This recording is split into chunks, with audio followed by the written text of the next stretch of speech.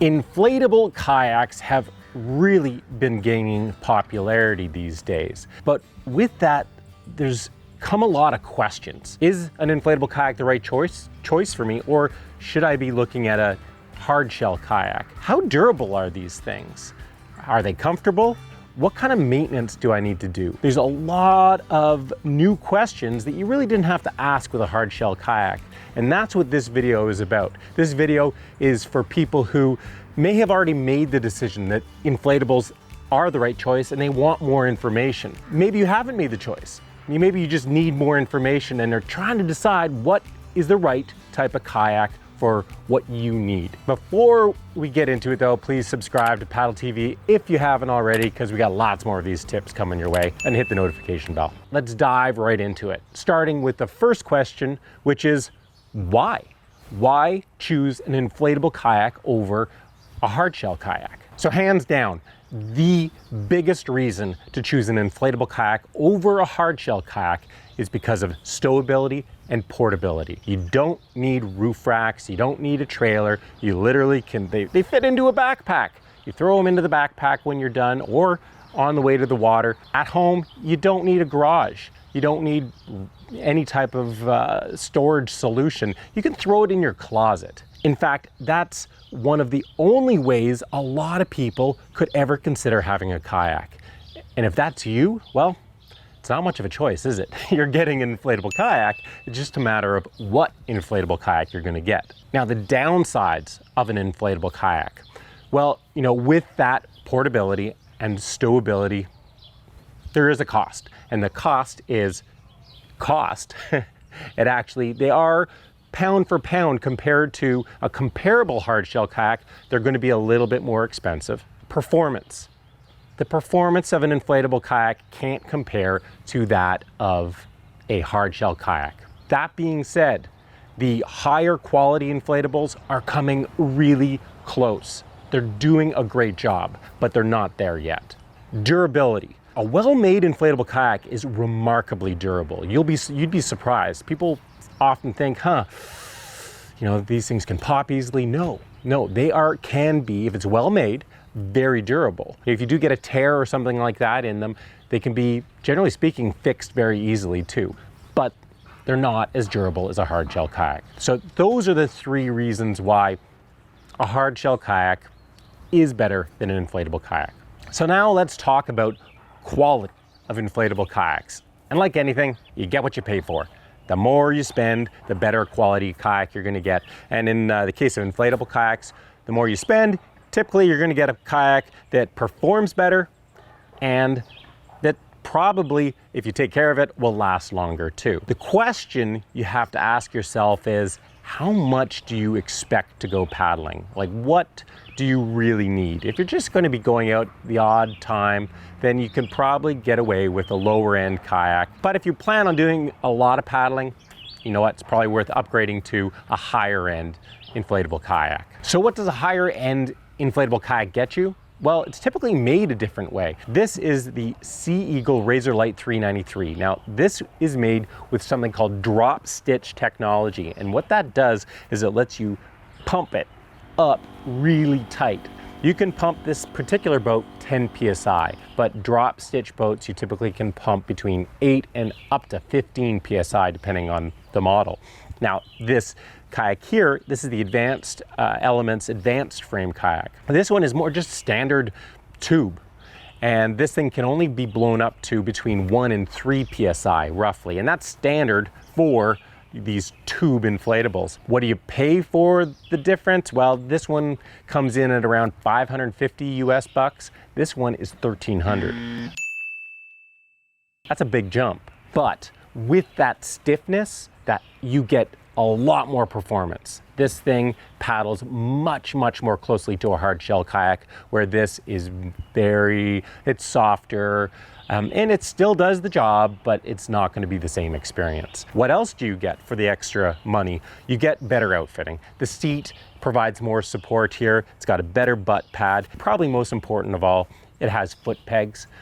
These foot pegs not only improve your performance, they actually let you paddle more efficiently, but it adds a comfort element to your paddling. foot support translates to leg support and more comfort over the amount of time you're spending on the water, whether it's an hour or 4 hours, whatever you're doing. This boat here doesn't have any foot support, so your legs are kind of free to flop around in there. You're not going to get as much paddling power, and you don't have that leg support. Something else that's worth considering when you spend more on a kayak is you typically, not always the case, but you typically get a better warranty. Inflatable kayaks generally come with a 1 to 3 year warranty. On a standard, more economical inflatable, you can expect a 1 year warranty. On a higher end one, there's a good chance you'll get up to a 3 year warranty with it. Now let's talk durability, because durability tends to be the biggest question that people have about inflatable kayaks. What are most inflatable kayaks made out of? They're made out of PVC. Now, PVC is a great material because it's long lasting, it's durable, and it can be repaired very easily. Now, the downside of PVC is that it doesn't deal well with the sun. The UV rays beat it down. Plus, it can't deal with extreme temperature ranges very well. There are some other materials that get used for inflatable kayaks. Pentyl orca is a high-end material that's highly durable but expensive. Then you have something like the Advanced Elements Advanced Frame Kayak, which has PVC bladders, tubes on the inside, but then it's wrapped basically with a ripstop fabric to protect those tubes. So the tubes themselves aren't nearly as durable as something like this, but they've got that protective layer of fabric over top. So how durable are these things? Well, with a higher end inflatable kayak, I mean, you're not gonna wanna drag any inflatable along the road or across gravel, but these things can take quite a licking. Think about whitewater rafts, you know, what they can take. They go into rocks, they get into big waves, they can take a lot of abuse, and a well-made inflatable kayak can do the same. A cheaper kayak is definitely, can you imagine going whitewater rafting in a cheap raft? You wouldn't want to do that. And so you have to be more careful with the more economical inflatable kayaks. The reality though is no matter how well you take care of these boats on the water, even the best ones, you might puncture the boat. You might get a rip in the boat. And if that does happen, well, nearly all inflatable kayaks come with a repair kit. And that typically is a very simple repair process. You're not going to do it on the water, but you can do it very quickly when you get home. If you're going to have problems with an inflatable kayak, there's a good chance it's going to happen with the valves themselves. Valves, I call the weak point in an inflatable kayak. All it takes is some sand and dirt that gets in there, and you no longer get a complete seal in the valve, and you're going to get a slow leak. A couple things you can do. Well, the lazy thing to do is bring a pump on the water with you so that throughout the day you can keep topping the boat off.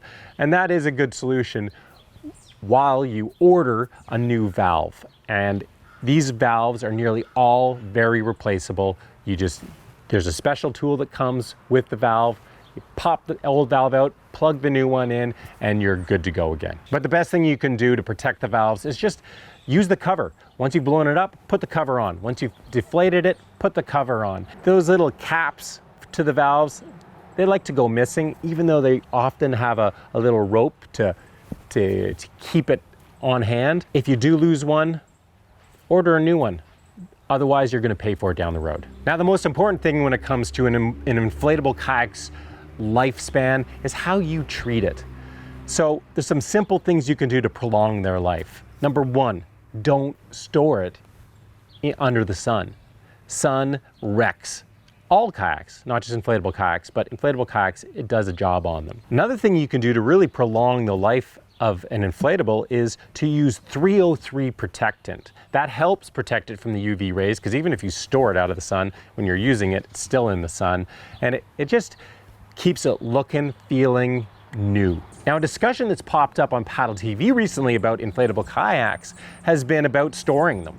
And yes, in an ideal world, you want to store these things completely dry. But is it really practical to get these things completely dry after you've paddled them? Do you have to sit around at the launch and wait for them to air dry for a couple hours, roll them out in your living room to make sure they're completely dry? That's just not practical. What I do is I just towel them down very quickly at the end of paddling and then stow them away. And actually this morning, when I got ready for this video, I pulled this kayak out. It had been 2 months since I last used it, and it was a good test to see how it did when I stored it just a little bit wet, just towel dried down. I'll tell you what, this kayak looks to be in great condition, and there's no signs of mildew, mold, anything like that. It's not a nasty boat whatsoever. It's good to go. All right, that's a lot of talking about inflatable kayaks. I think the only thing left to really talk about right now is how to choose the right one. And that could be a big discussion, but to keep it simple, you really have to figure out what you need from an inflatable kayak, because right now, inflatable kayaks come in all shapes and sizes for almost any type of paddling purpose. So what are you looking for? Are you looking for something to mess around on the lake with the kids? Are you looking for something to go on a real tour? Something that can paddle well and you can cover some distance with? Are you looking for something to do some river running, even hit some whitewater even? That will really dictate what style of inflatable kayak you're going to be looking at. And then from there, it's establishing your budget, and that will further narrow down what is the right inflatable kayak for you. Well, that's it. That's a lot of talking about inflatable kayaks, but I hope it really has been helpful and you've learned something from this. If you have anything to add, please leave it in the comment section down below. Any experiences you have with inflatable kayaks, share them down below. Hey, and if there's any kayaks, inflatable kayaks in particular, you'd like me to do one of my gear reviews on, tell me about that in the comments section as well. Otherwise, subscribe to Paddle TV if you haven't already. Thanks for watching, and we'll see you again soon.